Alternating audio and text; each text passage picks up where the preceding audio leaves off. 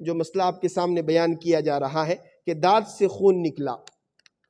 دانت سے خون نکلتا ہے کبھی کبھار روزے میں، خون نکلنے کے بعد وہ حلق کے نیچے چلا گیا تو اس سے روزہ ٹوٹ جائے گا۔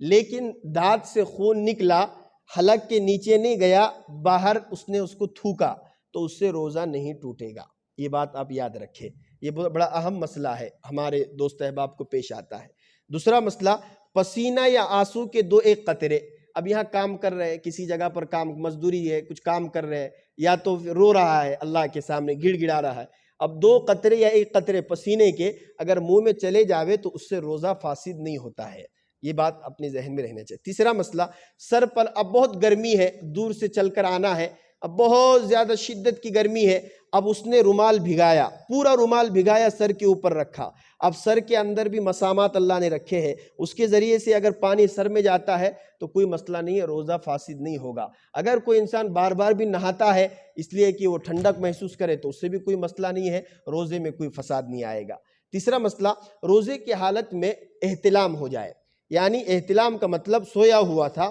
اب سونے کی حالت میں اس کو احتلام ہوا تو اس کی بنیاد پر روزہ فاسد نہیں ہوگا۔ کسی بھی، اب بہت سارے دوست احباب احتلام ہونے کی بنیاد پر کھانا پینا سب شروع کر دیتے، کہا کہ ایسا ہوا کر کے میں نے ایسا کیا، تو روزے کی حالت میں احتلام ہونے سے روزہ ٹوٹتا بھی نہیں ہے، کسی قسم کا کوئی مسئلہ نہیں ہے۔ اب چوتھا جو ہے، پانچواں جو مسئلہ ہے،